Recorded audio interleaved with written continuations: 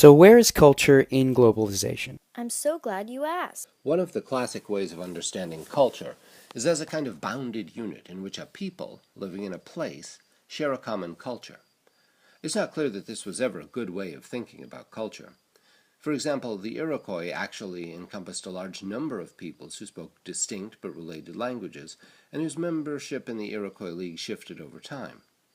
The places inhabited by Iroquois people shifted with memberships in these various groups. Moreover, while there were some broad common cultural patterns like matrilineal kinships, there were also many cultural differences within the Iroquois community. Those boundaries that defined the Iroquois as a culture were always in the process of being created and recreated. Similarly, German describes a variety of changing dialects spoken by peoples living in Western Europe for thousands of years. The notion that there was an essential German national culture served as a very powerful political force for uniting dozens of diverse principalities into one or two united countries. But there were significant linguistic, religious, ethnic, and social differences across many of the areas that are now identified as German. What exactly constituted the essence of German culture across these geographical territories was the subject of considerable debate within Germany over centuries. And when the boundaries of what constituted German culture became tied to race,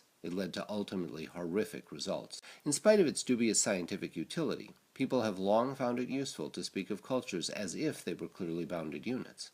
But in a globalizing world, it's difficult to sustain the illusion of distinct cultural units. Today, we live in a world of global diffusion. People are on the move, technologies travel, capital circulates, media is mobile, ideas interact, all of which means culture is not static. Culture flows. Scholars have developed three broad paradigms for understanding globalization. The first paradigm can be called cultural differentialism.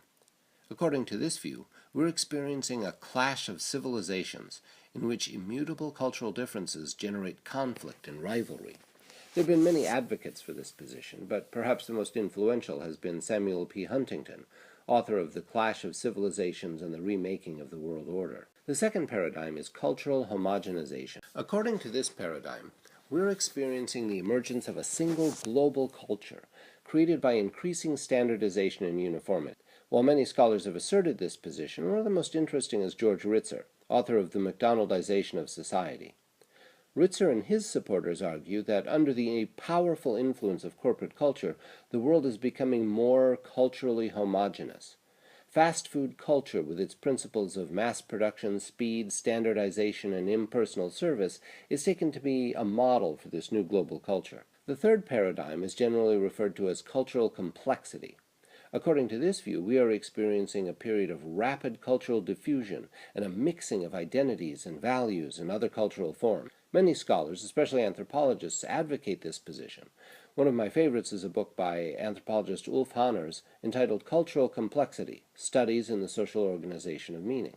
These paradigms are differentiated from one another by having very different ideas about culture, about what it is and how it works. For advocates of differentialism, culture is essential and lasting and unchanging. And because of this, people from very different cultural backgrounds are bound to clash as their values and assumptions about the world come into contact. For those holding the cultural homogenization worldview, culture is superficial. They write as if culture is being erased by global contact. In this view, culture is just a matter of style, like the hats we wear, covering an increasingly similar social and economic reality. Cultural complexity theorists have a very different viewpoint.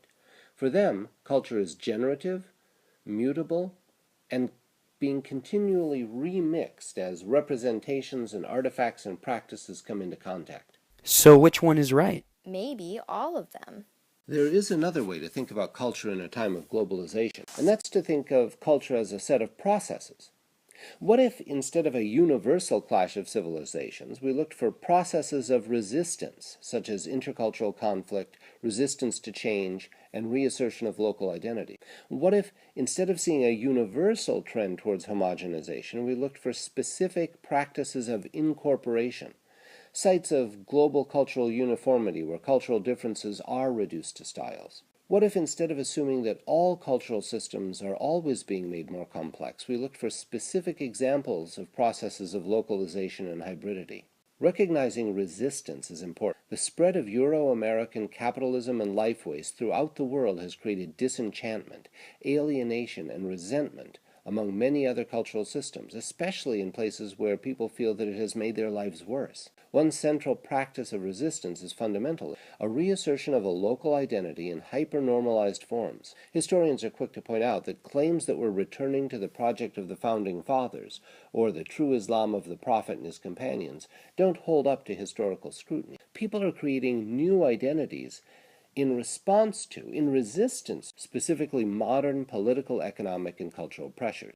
Incorporation refers to the ways local cultural forms may become incorporated into new dominant political and economic structures. Under the powerful influence of corporate culture, certain spaces may be becoming culturally homogeneous. Schools, airports, ATM machines, and fast food restaurants have all been held up as models of places where similar principles of mass production, speed, standardization, efficiency, and impersonal but uniform service shape experience in common ways, so that local cultural differences become mere stylistic veneers. But that doesn't always happen. Localization involves the appropriation and transformation of global cultural elements into local cultural context. For example, in Egypt, all shops, grocery stores, and restaurants deliver. When fast food restaurants from the US and Europe showed up, these had to devalue their drive-through windows and incorporate delivery and even catering. And new cultural forms can emerge out of cultural encounter. This is variously called hybridization, creolization, and syncretism. Hybridization occurs when two or more cultural elements combine to form something new. In Egypt, computer dating became computer matchmaking. Families filled out the forms, not individuals, and instead of paying monthly for an ongoing service, people paid for the service they would a traditional hatba or matchmaker.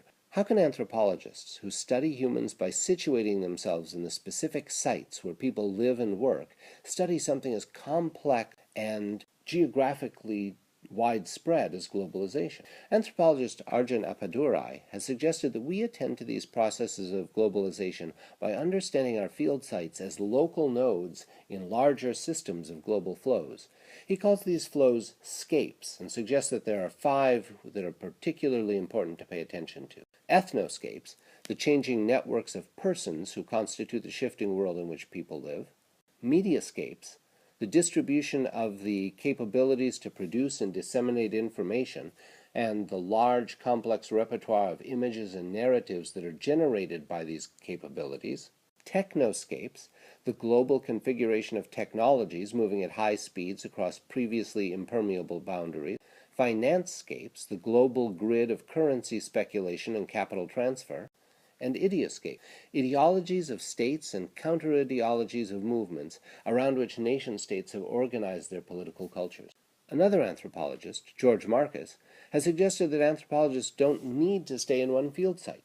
We can follow people, media, technologies, money, and ideas as they move from one part of the world to another. Still other anthropologists, including me, have suggested that we look at cultures of connection, the ways people in particular places imagine themselves to be connected to other places, and how their beliefs about their connectedness affects local social relations. 8 billion humans share this planet.